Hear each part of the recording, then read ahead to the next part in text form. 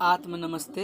देव शक्ति healing hub से मैं रुद्राभि सिंह आप सबों का स्वागत करता हूँ, अभिनंदन करता हूँ। दर्शक मित्रों, सप्तम नवरात्रे माँ कालरात्रि देवी दुर्गा की साप्तमी शक्ति माँ कालरात्रि का रूप अति भयंकर है। त्रिनेत्रधारी माँ कालरात्रि दुष्टों को भयभीत करने वाली तथा भक्तों को अभय प्रदान करने वाली, जो साधक माता के स्वरूप का ध्यान करते हैं और माता के मंत्र का जप करते हैं, उनके लिए माँ समस्त सिद्धियों का द्वार खोल देती हैं। समस्त चिंताओं को हरण करने वाली माता स्वरूप का ध्यान करते हुए आइए माँ कालरात्रि की थोड़ा कथा पर ध्यान देते हैं। दोस्तों, कहा जाता है जब कालरात्रि माता श्वास लेती है छोड़ती है तो उनके श्वास लेते और छोड़ते समय आग की ज्वाला निकलती है। दर्शक मित्रों, नवरात्रि में सप्तमी का बड़ा महत्व है। नवरात्रि की सप्तमी को महासप्तमी कहा जाता है। तांत्रिक लोग इस दिन विशेष पूजा करके माँ की कृपा प्राप्त करते हैं। सप्तमी की पूजा अन्य दिनों की तरह ही होती है, लेकिन रात में पूजा का विशेष विधान है। सप्तमी की रात्रि सिद्धियाँ की रात्रि भी कहा जाता है। दुर्गा पूजा का 7वां दिन तांत्रिक क्रियाएं एवं साधना करने वाले लोगों के लिए बेहद महत्वपूर्ण है। देवी की पूजा के बाद शिव जी और ब्रह्मा जी का पूजा अवश्य करनी चाहिए। माँ कालरात्रि की उत्पत्ति की कथा के अनुसार दैत्य शुंभ, निशुंभ और रक्तबीज जब तीनों ने तीनों लोकों में हाहाकार मचा कर रख दिया था, सारे देवतागण चिंतित थे। तो इस समय माता पार्वती ने अपने विभिन्न स्वरूप में एक एक करके सारे दुष्टों का नाश किया। सर्वप्रथम पहला दुष्ट का संहार हुआ, जो कि चंडमुंड की जब विनाश की गई, तो उस प्रकार से माता काली के उन स्वरूप को माता चामुंडा कहा गया। तत्पश्चात जब रक्तबीज ने हाहाकार मचाया तो रक्तबीज का संहार कर पाने के बाद इस रक्तबीज के पश्चात तब महिषासुर आया। जब महिषासुर के अंत के बाद, जब इतने सारे दैत्यों के आक्रमण के बाद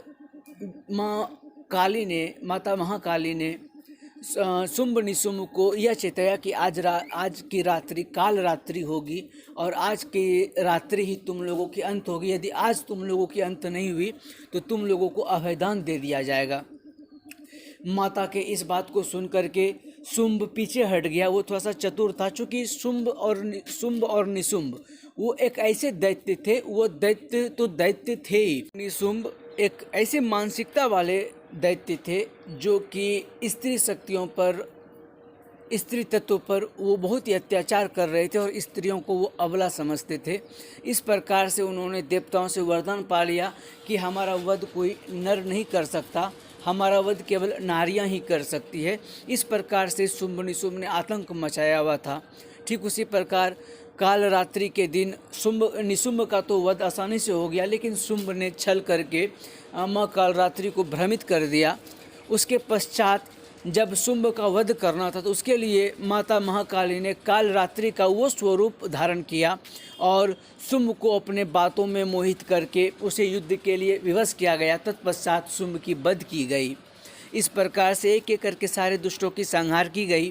तो इस प्रकार से माँ कालरात्रि की कालरात्रि की दिन की विशेष ही महत्व है।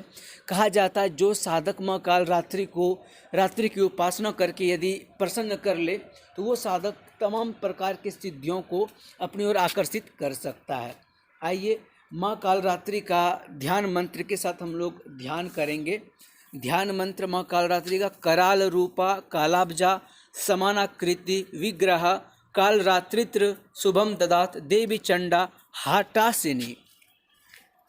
माता कालरात्रि की विशेष प्रकार से यह मंत्र ही बहुत ही उपयोगी मंत्र है। या देवी सर्वभूतेषु माँ कालरात्रि रूपेंद्र संस्थितः नमस्तस्यै नमस्तस्यै नमस्तस्यै नमो नमः। माँ कालरात्रि के मंत्र एवं अन्य तथ्य ध्यान के लिए आप माँ कालरात्रि का मंत्र आप ओम कालरात्रि देव्य नमः का भी जाप कर सकते हैं, या फिर ओम ऐं ह्रीं क्लीं श्रीं महाकालरात्रिये नमः, ओम ऐं ह्रीं क्लीं कालरात्रिये नमः, या फिर माता कालरात्रि का एक विशेष संपूर्ण रूप से एक विशेष मंत्र है, जिस मंत्र के जाप साधक को रात्रि की जाप में करनी चाहिए। मंत्र इस प्रकार, जप मंत्र इस प्रकार है, लीम क्रीम हुम। सबसे पहले माता का ध्यान मंत्र के पश्चात माता को माँ के चरणों पे रोली, चंदन, नैवेद्य एवं पुष्प का अर्पण करें। तत्पश्चात लीम क्रीम हुम मंत्र की जाप करनी चाहिए। मंत्र में 11 टाइम्स में उच्चारण करूँगा। लीम क्रीम हुम, लीम क्रीम हुम, लीम क्रीम हुम, लीम क्रीम हुम, लीम क्रीम हुम, लीम क्रीम हुम, लीम क्रीम हुम, लीम क्रीम हुम, लीम क्रीम हुम, लीम क्रीम हुम, लीम क्रीम हुम, लीम क्रीम हुम। इस प्रकार से माता का मंत्र का जाप कम से कम 1 माला जरूर जाप करें और माता रानी को रिझाने का प्रयास करें। 7वें दिन जो होता है वो साधक को आज्ञा चक्र पर साधक की ऊर्जा की स्थिति होती है, इसलिए 7वें दिन आप जो कलर का इस्तेमाल करें वो स्काई ब्लू या ग्रे कलर का आप इस्तेमाल कर सकते हैं। और 7वें दिन में जो कि माता को भोग लगाना चाहिए वो आप उड़द की दाल या फिर दही व शहद से बना हुआ कोई भेंट आप माता को चढ़ा सकते हैं। आज के लिए इतना ही।